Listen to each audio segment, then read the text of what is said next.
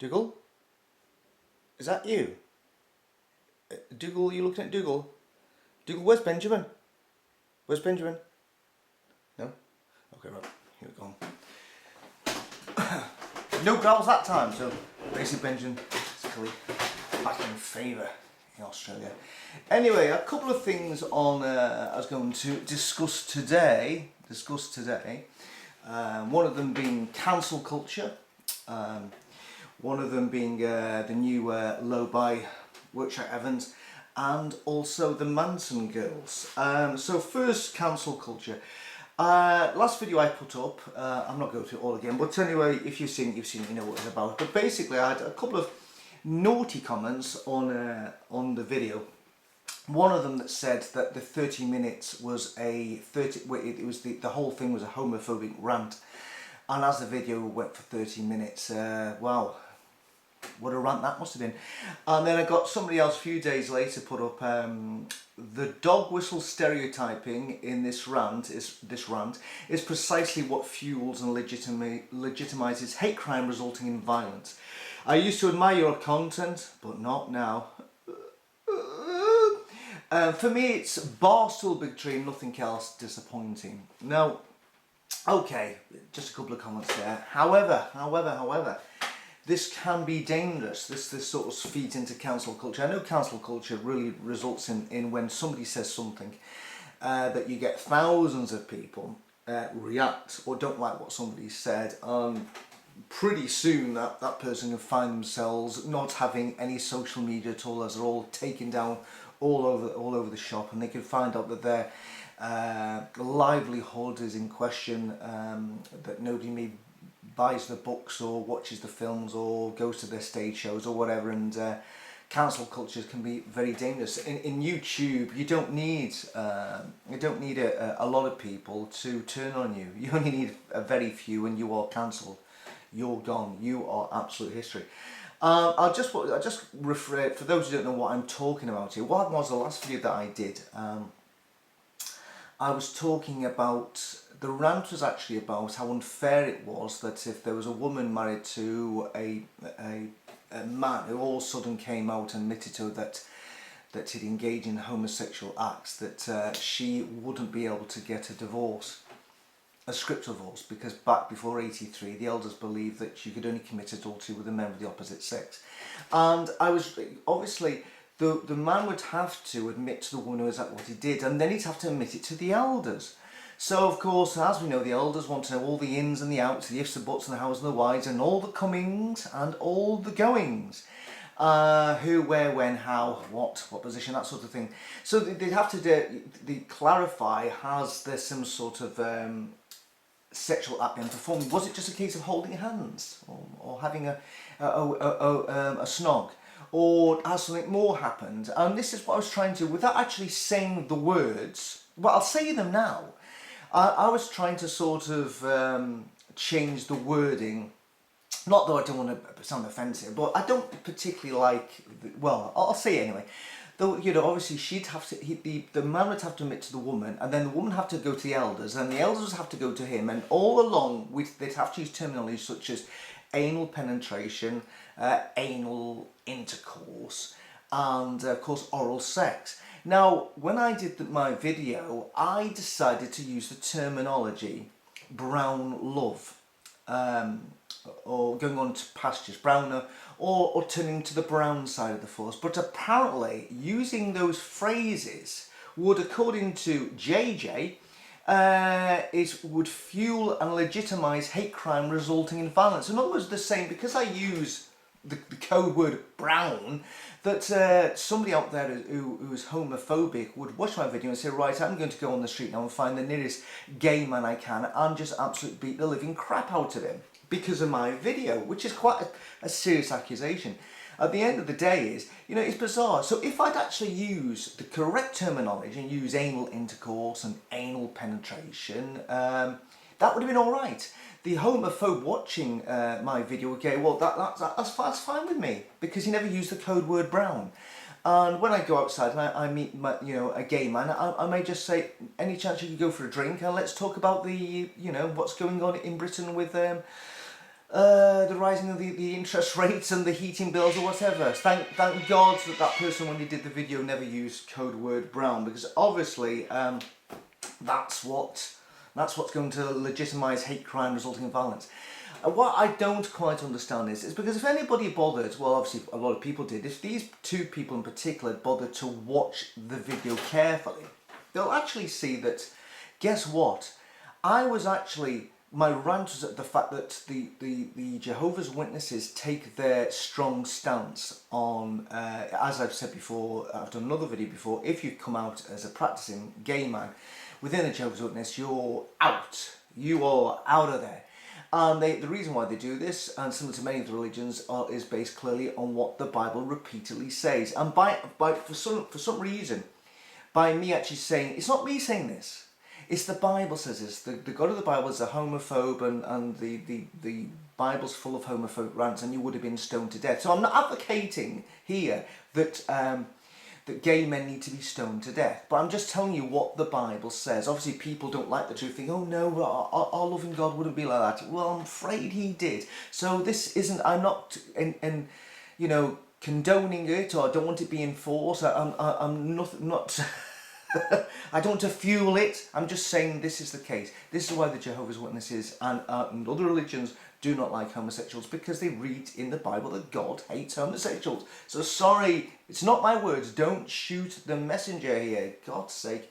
And I did say within the video that I said things like, it's quite normal now. It's quite normal to have a couple of lesbian girls move in as neighbours who've got maybe a couple of adopted kids, or a couple of gay men who've got adopted kids. I said it's quite normal. And I even said a couple of times, I don't care what your preference for sex is at all, as long as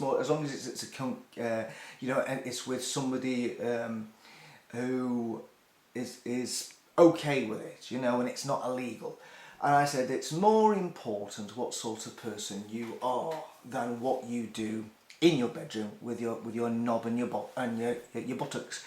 That's what I was trying to say, but unfortunately that's clearly got construed to being, this guy's a homophobe. I'd just like to at this point, just to confirm I'm not a homophobe, and for those out there say I want gay men to be bashed up all over the world. Let's make this quite straight.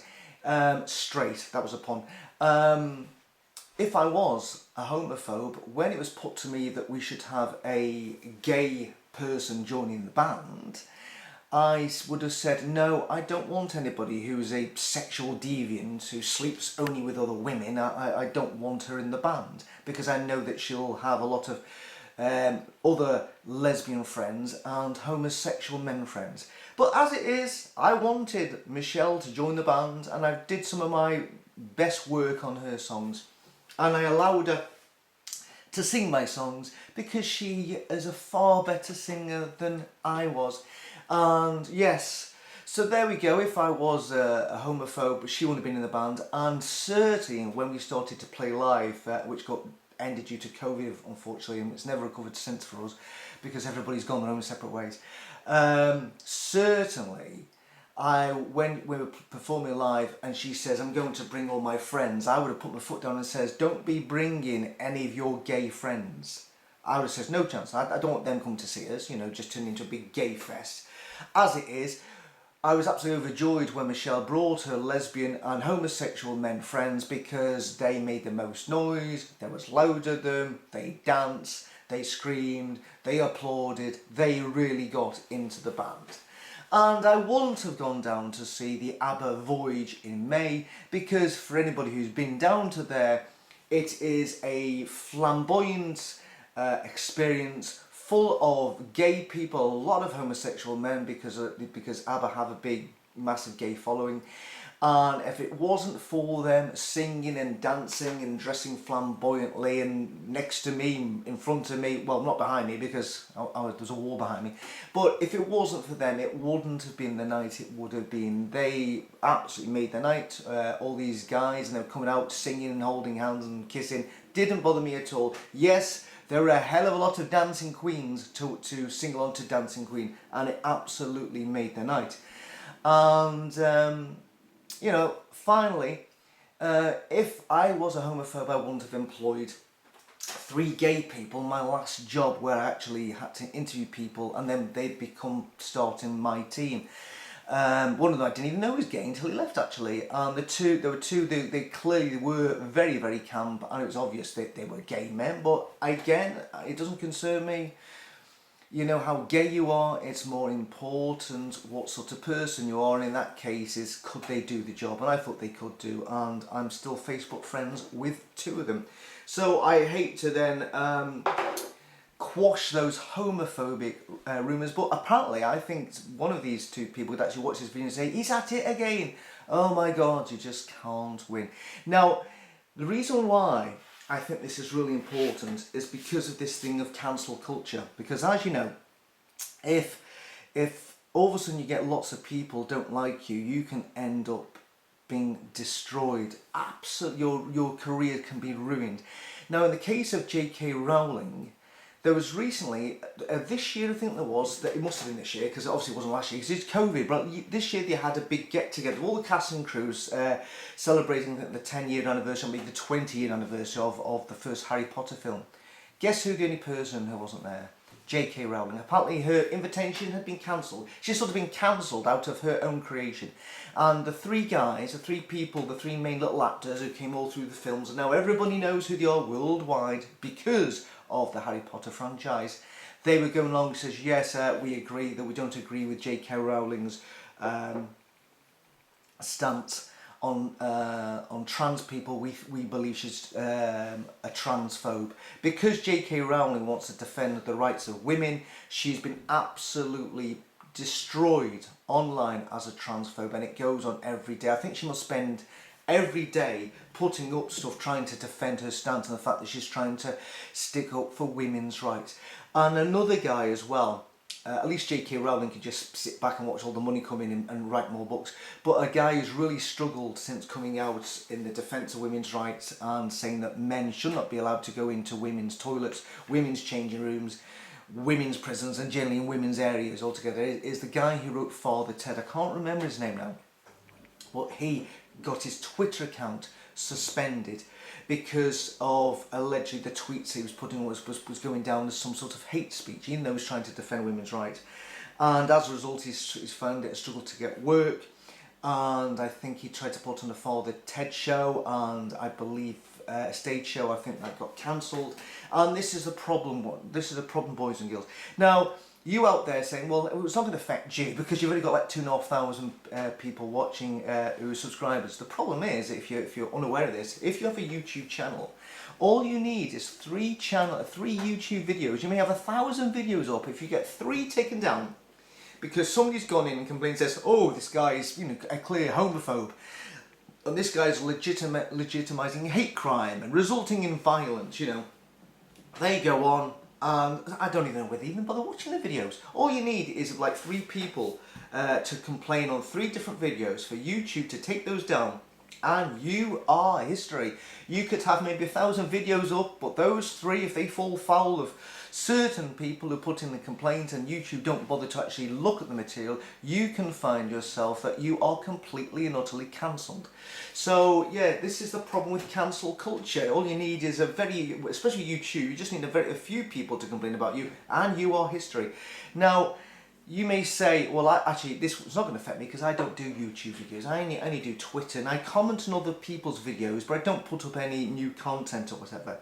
This affects you too. Now, I'll just explain how this affects you. This affects you because if Lloyd Evans had admitted to Kim Silvio that over a 4-year period, every couple of months, he was paying male prostitutes to have sex with him, and him have sex with them, and then go over to Thailand to procure the services of a younger looking man, maybe 20ish looking, and also dated a man over there, a young man, and then got his photo taken with a young man in a seedy bar, then leaked by a female, names not mentioned, and then had to do a live stream admitting that, blaming the fact of the Jehovah's Witnesses, the fact that Lloyd Evans admits he's gay, and the reason why he's been having to pay for sex with men is because he didn't have the freedom to do what he's always wanted to do because of the restrictions placed upon him by the Jehovah's Witness upbringing, because they don't like Jehovah's Witnesses, and obviously by being married, which is a problem for a gay man, unless you're married to a gay man, obviously. I'm blaming everybody apart from himself, and of course Kim Selyo, let's not forget, because she's to blame for everything, you know, bizarrely. The Pompeii eruption, Vesuvius, Kim Selyo. And therefore, what would then happen, once you do that live stream, and then say, yes, you know, I admit it, everybody then would go back and go, hold on a second, where did he get the money to go to Thailand? Thailand, a place known for not just sexual abuse against girls, but also sex trafficked young boys. That's where a lot of men who want to have sex with young men go over to Thailand, because they can get literally boys over there who are sex trafficked and clearly are victims of CSA. So the fallout would be just as massive as it was at the beginning of the year. People going about him being a hypocrite, saying that he couldn't be an advocate against the cover-up of child sex abuse within Jehovah's Witnesses because he'd used young men who potentially were victims of CSA and might have been sex trafficked in a country known for it. I go on and on and on, Patron funding, blah blah blah, being a hypocrite, blah blah blah blah, not saying sorry, no, yada yada yada. And we would go on, but then, boys and girls, I can kid you not, what would then happen is, and this is quite simply a fact, and I think if you're watching this you'll go, actually this is true. I at this point would not have a YouTube channel. It would already have gone down like little Lloyd in Thailand. It would be out of here. I would be cancelled. My Twitter account would be cancelled, but not just me, but everybody else who's either commented or put something on Twitter or had the audacity to put their opinion on the whole Lloyd Evans saga. It's known as Lloydgate, but at that time it might have been just changed to Browngate. I don't know. By the way, that's not code word to go and beat somebody up. It might have been changed to Browngate. And anybody commenting or tweeting about Browngate would fall foul of legitimising hate crime resulting in violence, or fueling, don't put in fueling as well, because what would then be we'd be accused of is the fact that everything that we would go on to say about Lloyd Evans would constitute a rant against him and other gay men purely on the basis of him being gay and coming out as gay. That's what would happen. Lloyd Evans himself would go around complaining to everybody out there that I want this taken down, I want this taken down. He wouldn't even bother. He wouldn't have to need to go and use these useless lawyers who I think have told him to, you know, F off. You know, you useless twat, go and get a job. He wouldn't even need to go down that road. He wouldn't need to block anybody on Twitter, because social media and the Lloydites complaining and everybody else who really finds it offensive when you talk about brown stuff would destroy you. He would go on to Twitter, this person is only saying this about me because I've realised I'm gay, and this just is clearly homophobic. It's a homophobic rant. Every one of my videos referencing him, and everybody else who put their tuppenny pence worth in, everybody put something on Twitter in relation to what he did and who he did it with and when he did it, would all get labelled under homophobia, and literally we would be cancelled.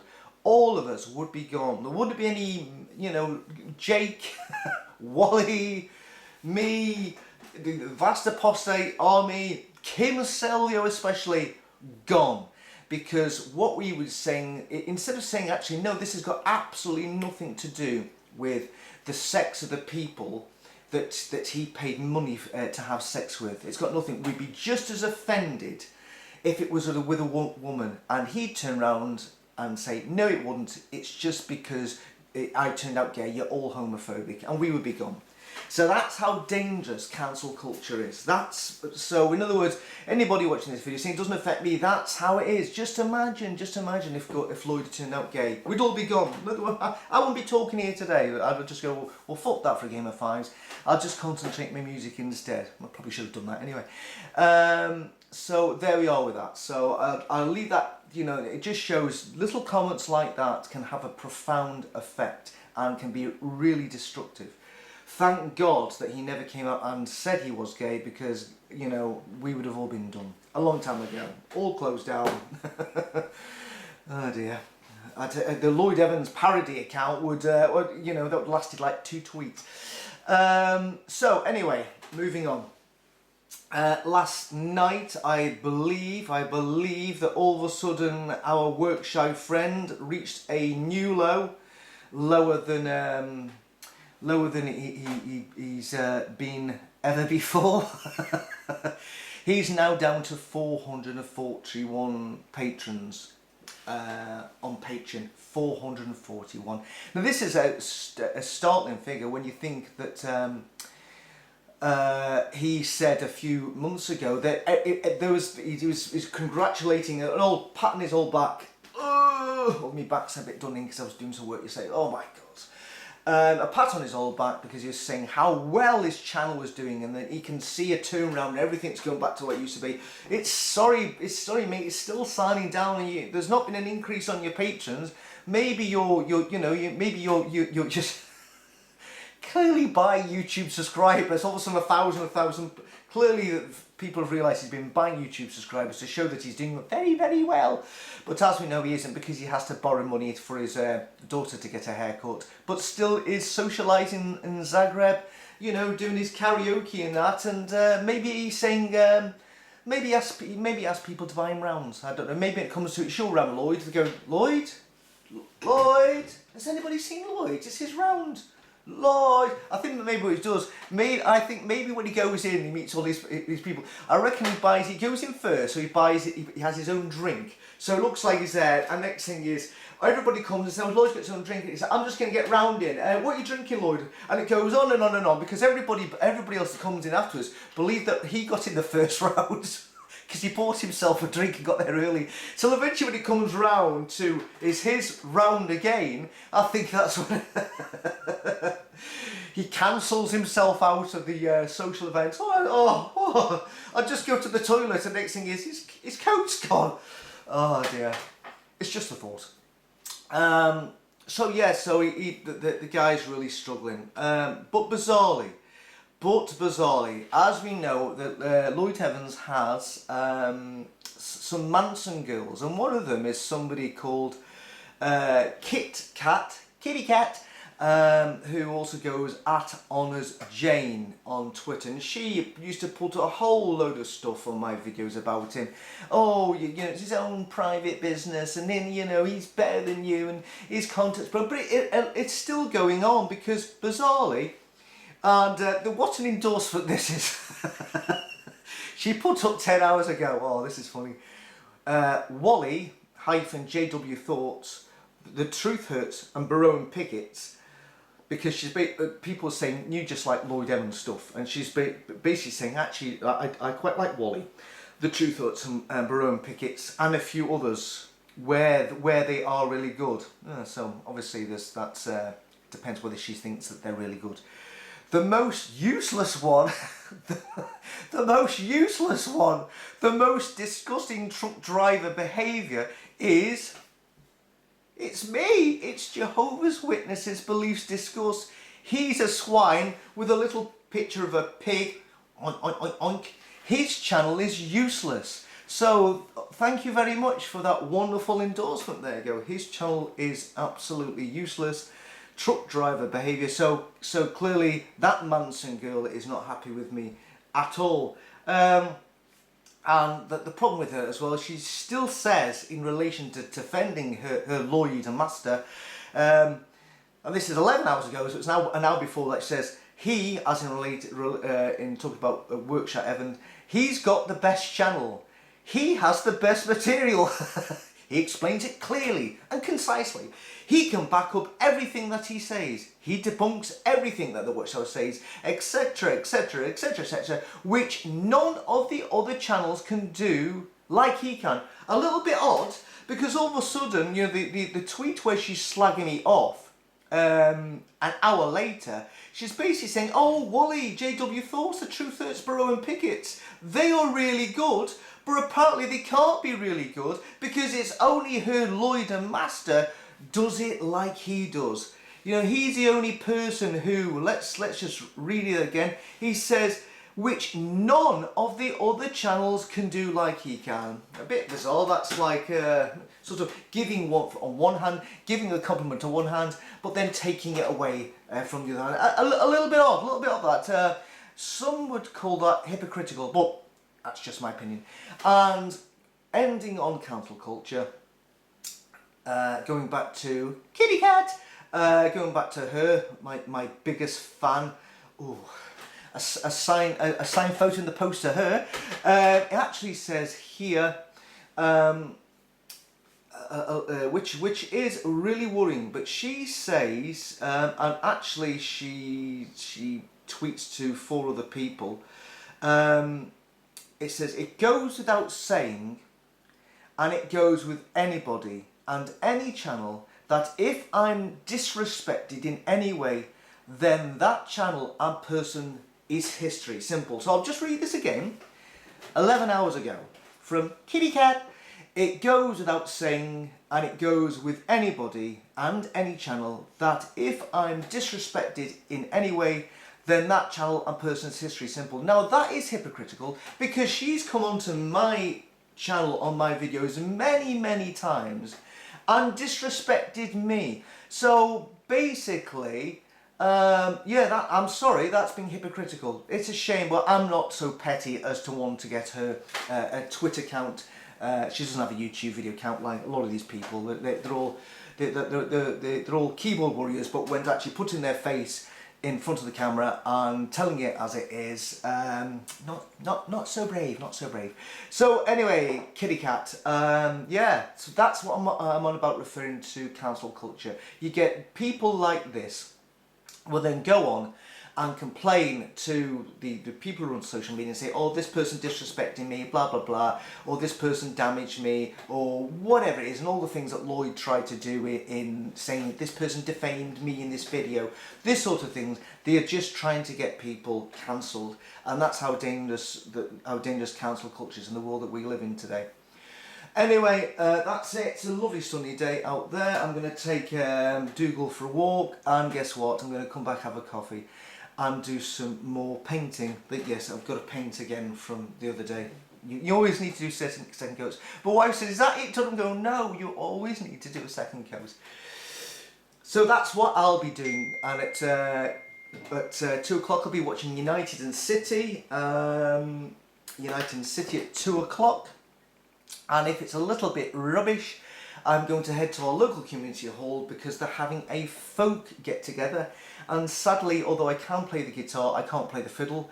And even if they said, right, okay, it's in the key of C, but I'd go, what's C? I haven't a clue. So all I can do is take around my tambourine and just sort of, you know, say, yeah, I'm trying to get into that anyway. But I'll probably do that afterwards, after I've had a couple of cans watching United. And that's it. I'm going to end on this. As you know, that I do like my music, and this morning I was extremely tired and I decided to wake myself up with a bit of punk, a bit of Babylon's Burning by The Ruts, and also Public Image by Public Image. And actually I just remembered, I actually saw Public Image, and I actually saw the Sex Pistols in live as well. So I'm not just a person who's into melodic folk music. I do quite like my punk. I do quite like my punk from time to time. There's a time and a place for punk. And Joy Division came out of punk, actually. If you listen to their early songs, they're very punky. Thank God they actually moved on a bit. I just want to, I'm going to put a link in the description for a song that I've just discovered. There was a guy in Fairport Convention. He lasted about 5 albums. His name was, I said 4 on Facebook, it's actually 5. His name is Richard Thompson, and subsequently he went and did a lot of solo work with his wife called Linda Thompson until, and it's a particularly famous story, his wife found out that he was having an affair while she was pregnant while they were on tour. Oh dear, what a guy. Anyway, so basically, I thought I caught up with all the great songs Richard Thompson has written, and somehow I've missed out on what people call his best song ever, called Dimming of the Day, which has been covered by Bonnie Raitt, loads of other people, and even Pink Floyd's David Gilmour. He does it in his when he does live shows. He always does Dimming of the Day, and there's one point Richard Thompson joins him on stage. And I'm going to put a link to a particular video of Richard and Linda Thompson singing it. It's really easy. It's like a banjo and one of those things that you do that with. No, I don't know what it's called. It's not an accordion. It's a smaller version. Sort of. Anyway, you know what I mean. You'll see it. And it is. Wow, what a song! Especially when you think that when Linda Thompson sung this, her marriage was already crumbling, and I believe that probably the song was written about the woman that he was having the affair with, and she had to sing it on tour and in this particular studio setting. So wow, what a song, but it is so beautiful. And I quickly learned how to play it, because the beauty about Richard Thompson is he's a fantastic guitarist, but he builds the songs on really basic chords. Luckily I've got the same sort of keys in. We're both pretty not the best singers. He's clearly better than me. So I've also last night did a version of it. I do a version for it right now for you boys and girls, but the problem is, if anybody knows, in the morning is not a good time to sing because you can't sing. I'd sound like Leonard Cohen. So I said I'll put also a link of me singing it last night at 10 when I've been lubricated a bit. Anyway, it's there for you. Enjoy your day, and I must go now because I've got my son ringing me from Australia. So see you later, and bye bye. Hello? Hello?